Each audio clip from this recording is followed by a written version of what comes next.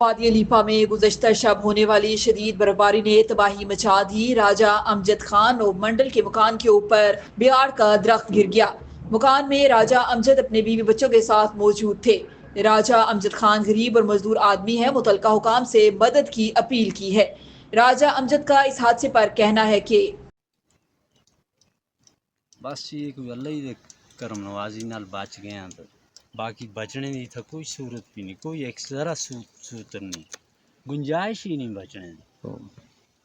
بس یہ کوئی اللہ دے کام من پتہ نہیں تہاڑے زندگی دے ایسے رہ گئے، ورنہ سارے بچے سب گٹھے مارے گئے۔ اللہ فضل بس اسی کمرے ستے ایسے نکے ہیں۔ ہاں بچے اسی کمرے میں ہونے نہیں، توبہ توبہ۔ یہ تو بچیاں کو تو سمجھ ہی نہیں آئی یہ ہویا کہ وہ اساں پیچھا دوڑن لگے تھے۔ توبہ